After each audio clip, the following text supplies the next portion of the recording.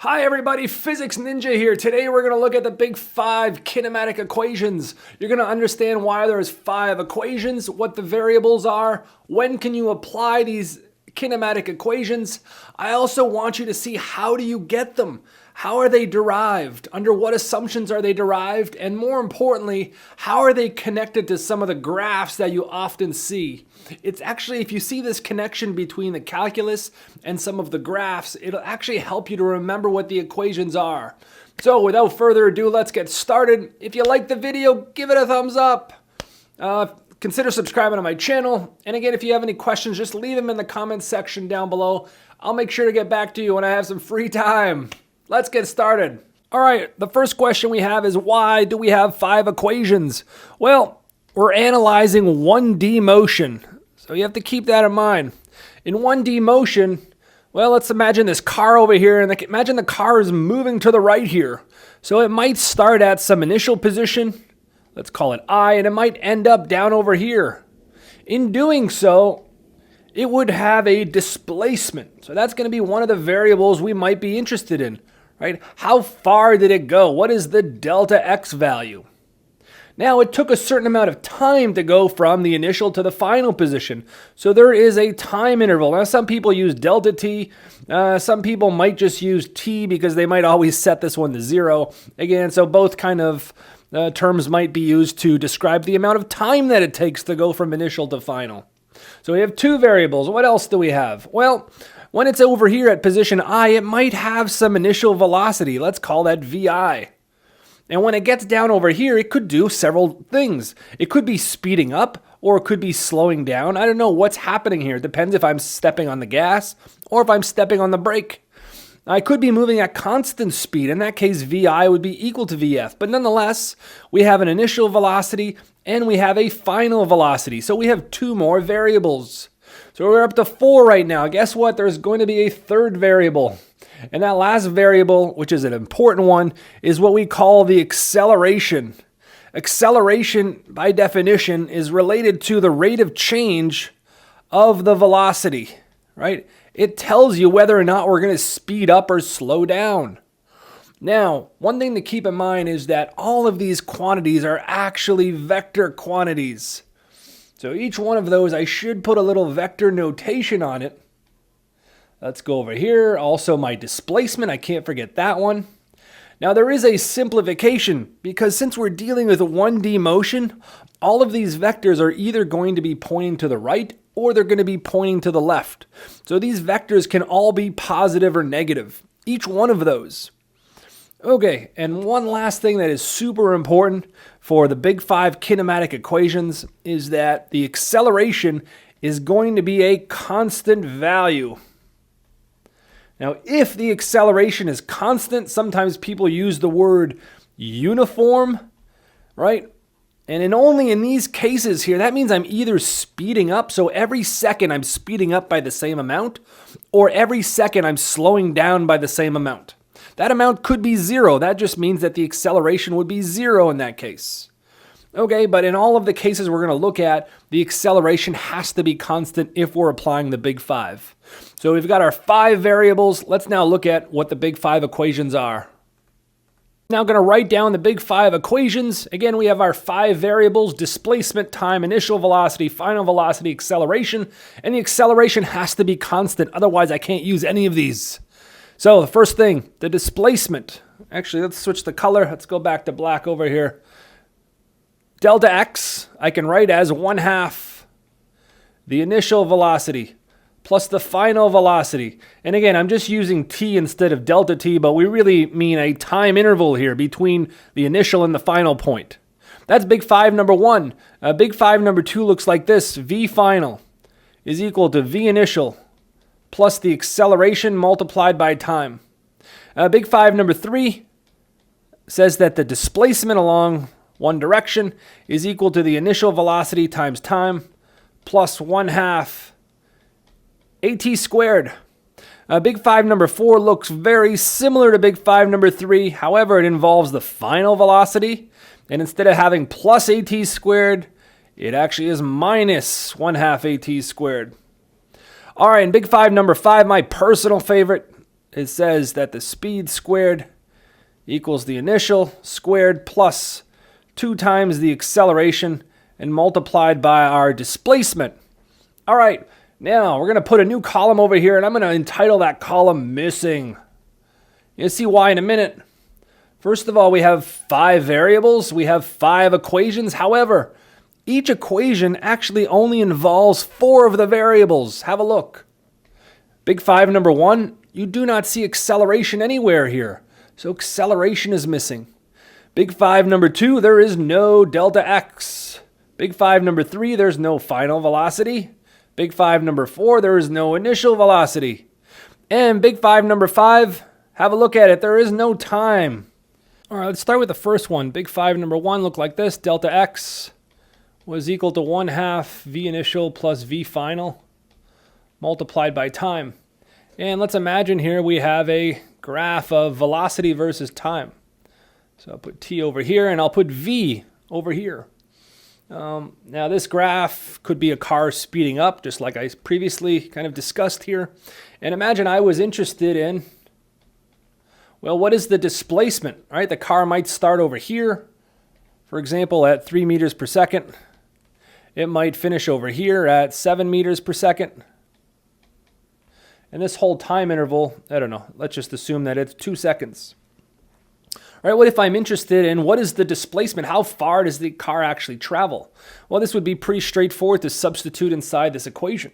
Right? All you would have to do would put 1/2. My initial would be 3, my final would be 7, and my time interval over here, so if I started at 0, the time interval is 2. So what do we get? We get 10. This 2 will cancel with this one. So we're 10 meters. Pretty straightforward to apply that equation. If you're really thinking about this one, the displacement, if you're given a velocity versus time graph, the delta x, the displacement, is actually simply the area under the curve. Under v versus t. Versus t. So actually, if you look at the area versus time, well, this is kind of a little bit hard, right? Because you have a slope here, then you have to, but you could break it down, right? I could break it down and find the area of the triangle and add the area of the rectangle.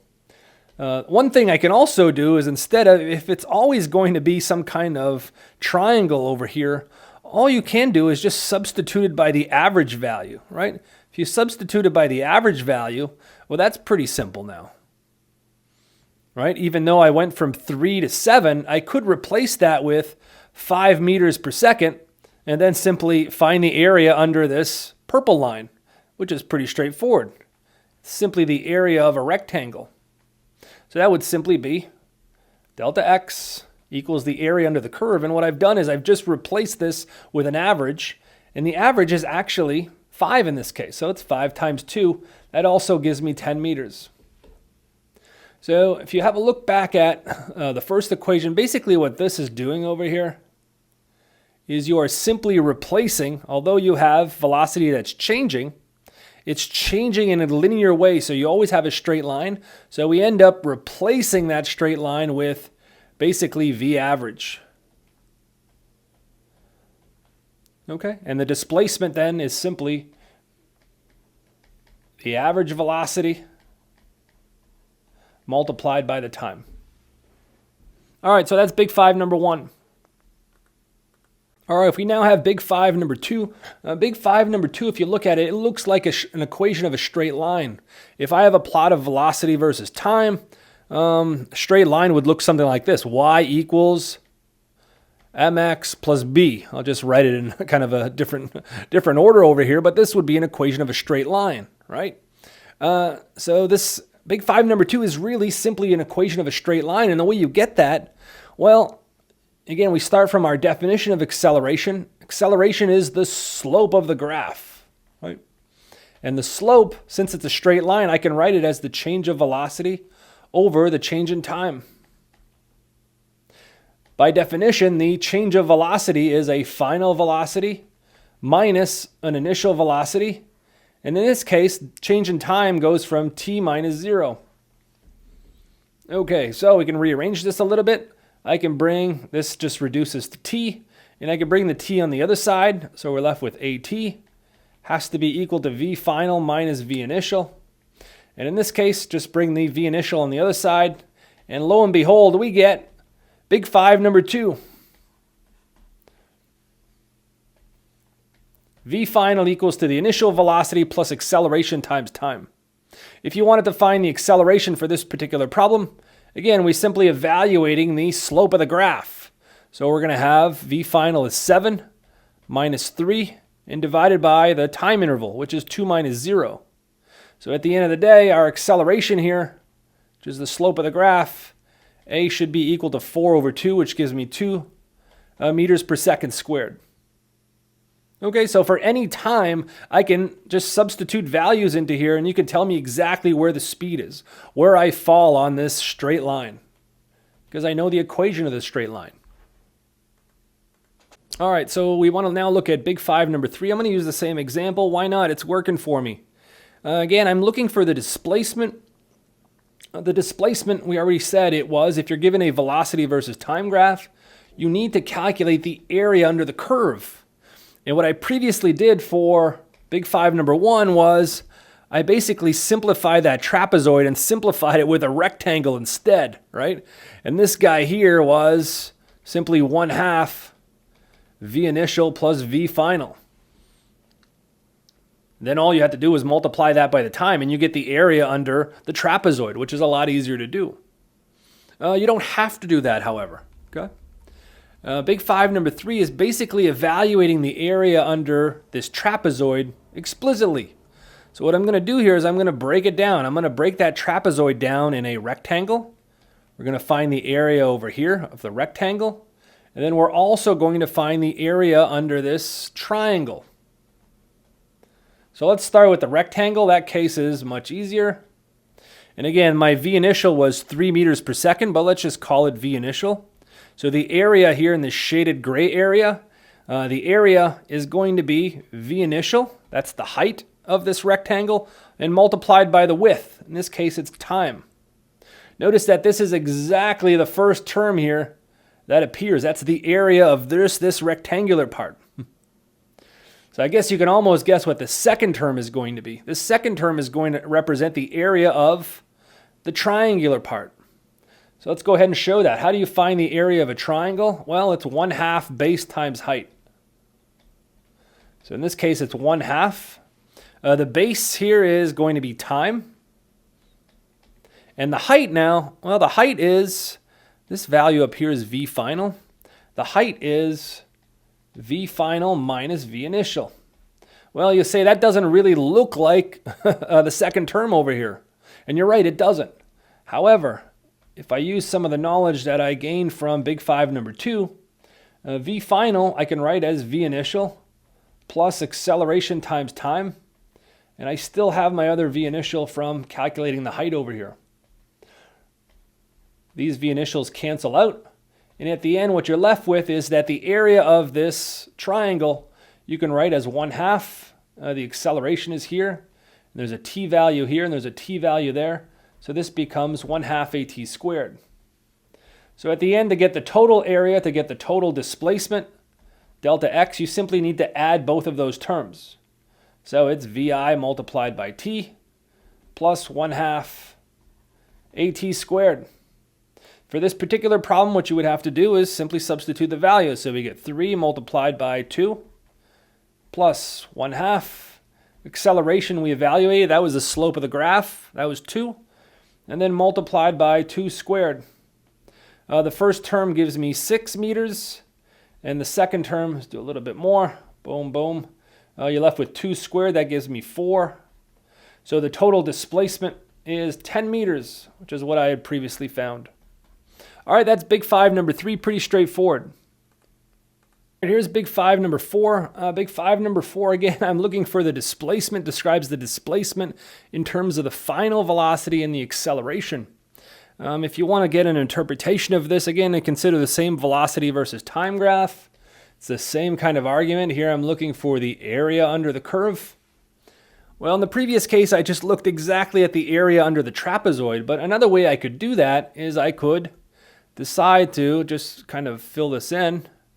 And if I'm looking for the area under the just under the green curve here for the trapezoid, or really what I could do is I could find the area under this full rectangle.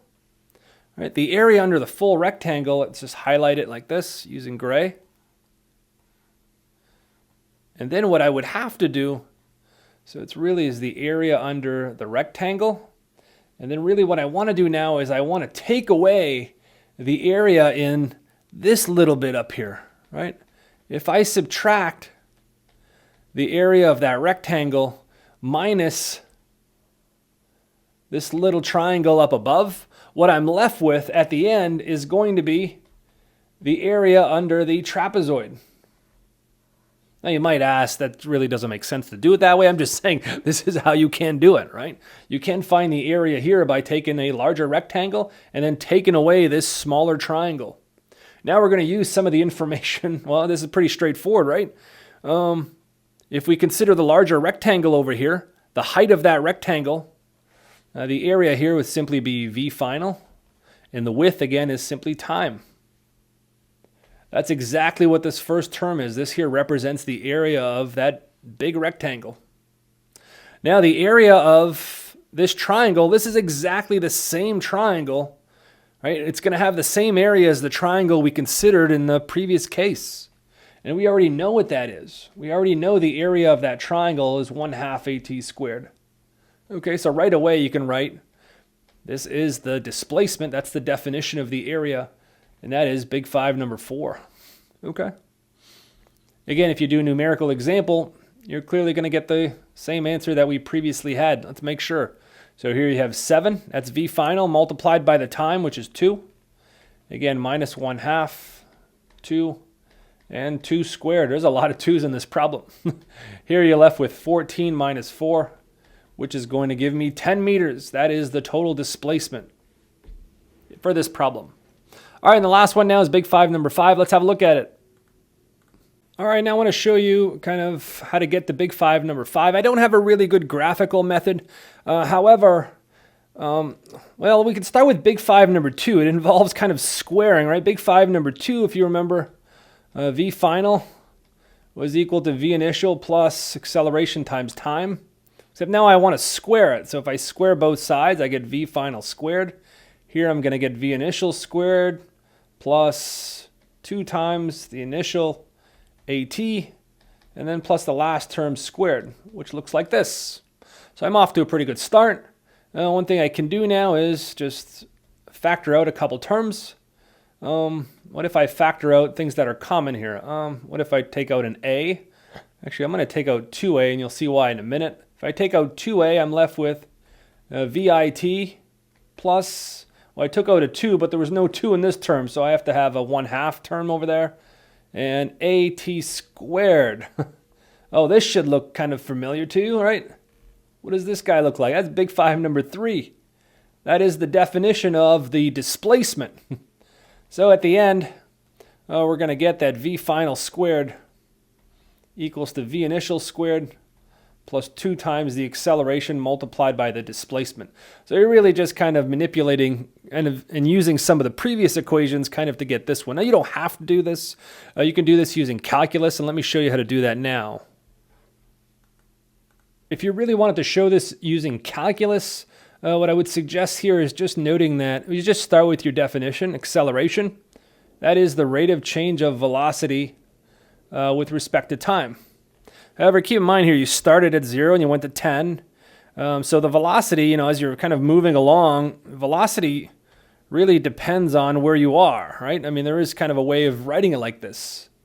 So if you keep that in mind, the way you can differentiate with the time now is to, well, you first differentiate the velocity with respect to position, and then you multiply that by the derivative of position with respect to time, right? This is a way of evaluating this.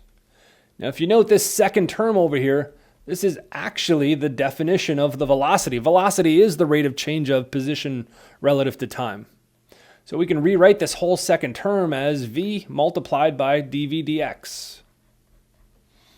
All right, now we're going to keep all the v terms on one side, and we'll bring dx on the other side. So this equation looks like this. A dx equals to v dv. In order to solve this now, what you do is you end up integrating both sides. We're integrating from my initial position to my final position. And here we're integrating from the initial velocity to the final velocity. The left-hand side of this is super easy because acceleration does not depend on position. Acceleration is constant, so you can simply take it out. So we're left with this, AX, and that's evaluated between those limits of integration. And that is simply x final minus x initial. By definition, this is what we call A multiplied by the displacement delta x. All right, we're not done now. We have to evaluate the right-hand side over here. The integral of v dv gives you 1/2 v evaluated again between both of these limits over here. So just this side over here gives me 1/2. This gives me v final squared and minus v initial squared. Okay, so that is actually what this is equal to. Now you can see all the terms kind of starting to look very similar to big 5 number 5. All you have to do then is simply bring this 2 and bring it upstairs over here, and then you're left with equation over here. Okay, so that's kind of how you can do it using calculus, or you can simply use squaring big 5 number 2 and then kind of doing a little bit of substitution.